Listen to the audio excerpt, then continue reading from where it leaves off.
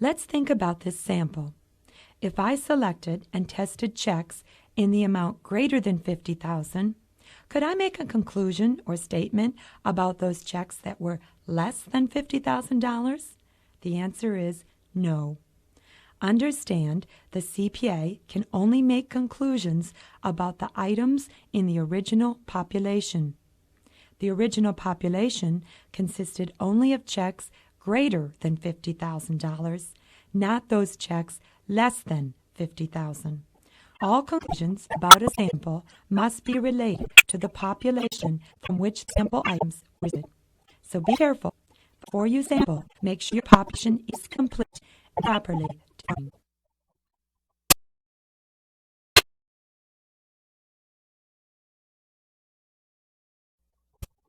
Another important pointer is to understand how deviation from private control affects the financial statements. Let's say that in sample of 3 checks, CPA found 3 checks in the amount of greater than $50,000 that did not have 2 signatures. Does this mean that the financial statements are misstated? Not necessarily. You must see that not all deviations result in the financial statements being misstated. All 3 checks may in fact have been properly reflected in the financial statements.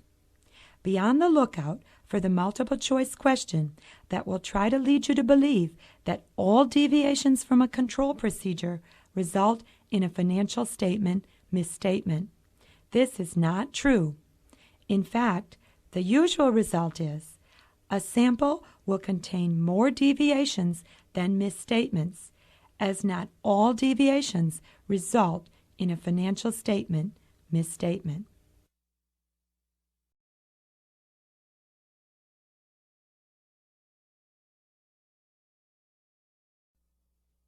Now it's time to select the sample. There are 4 sample selection methods for attribute sampling. 1. Random sample selection. 2. Systematic sample selection. 3. Block sample selection. And 4. Haphazard sample selection.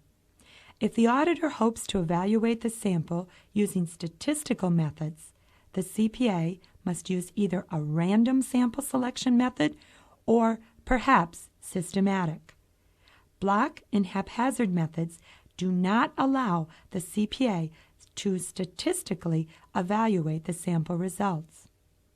What is random sampling? A random sample selection method gives each and every item in the population an equal chance of being selected. In order to do so, the auditor must assign each item a unique number. Then, just like in a lottery, the wheels are turned on or the computer program begins and randomly selects the numbers the auditor will test. A random selection method can be statistically evaluated.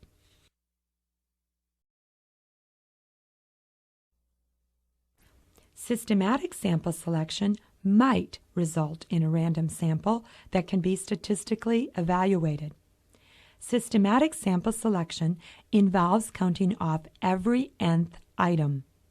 For example, let's say I have a population of 10 people to test and I want a sample size of 5. I would divide the population size of 10 by the sample size of 5 and get a sampling interval of 2. 10 divided by 5 equals 2. Now I would count off in twos. 1, 2. That person is in the sample. Again, 1, 2. Now this person is a sample, continuing until I had counted off all 10 people, selecting 5 persons to sample. Systematic sampling is quick, and unlike random sample selection, each and every item in the population does not have to be numbered. Systematic sampling should result in a random sample as long as there is no recurring pattern within the population. Beware auditors. If the population contains a pattern, such as every second person is a female, the sample is biased and therefore the randomness will be destroyed. A recurring pattern destroys randomness. Be careful. Use systematic sampling only when you are sure the population does not contain a pattern. If a pattern exists and you want to conduct a statistical sample, then select your sample randomly.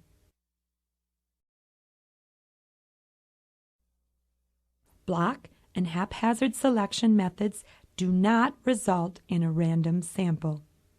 Examples of block sample selection include all of the invoices for the month of May, hence May is your block, or all check numbers beginning with the number 100, hence 100 is your block. An example of a haphazard sample selection method is where the auditor closes his or her eyes and points to a number. Wherever your finger rests is the item tested. Note, haphazard sample selection should be conducted without bias. Just point your finger and pick an item. Since each and every item in the population is not given an equal chance to be selected, block and haphazard sample selection methods do not result in a statistical sample.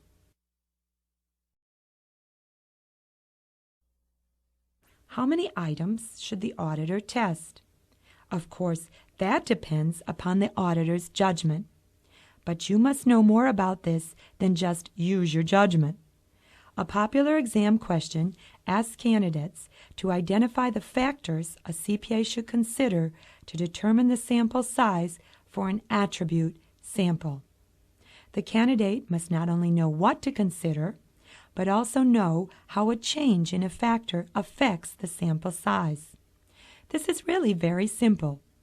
To determine the sample size for attribute sampling, tests of controls, an auditor should consider only 3 factors. 1. The allowable risk of assessing control risk too low. 2. The tolerable deviation rate. And 3. The expected population deviation rate. This sounds hard, but it's not. Let's look at each factor separately.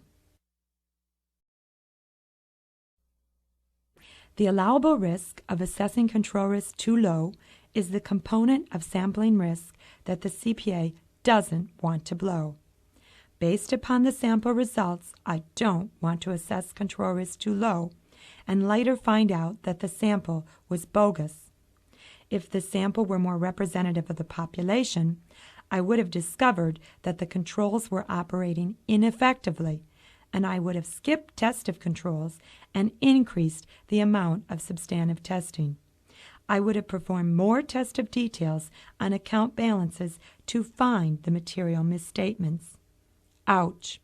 Don't make the mistake of assessing control risk too low.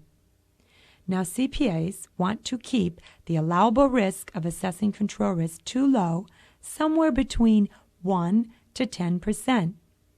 This means that as an auditor, I would like to be around 90 to 90% confident that the sample is representative of the population. Why wouldn't I want to be 100% confident? This sounds great, but since I'm a human being, subject to making mistakes and misjudgments, auditors can never be 100% sure of a situation. What effect does a change in the allowable risk have on sample size?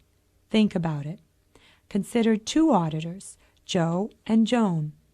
Joe selects an allowable risk of assessing control risk too low of 6%. Joan, using her auditor's judgment, selects a risk of 1%. Who is correct? Both auditors are correct, as each is using his or her judgment, and both are within the general guidelines for the risk of assessing control risk too low. Who will sample more? Joe with a 6% risk level or Joan with a 1% risk level? Convert the risk levels to confidence levels. How confident does Joe want to be with a 6% risk?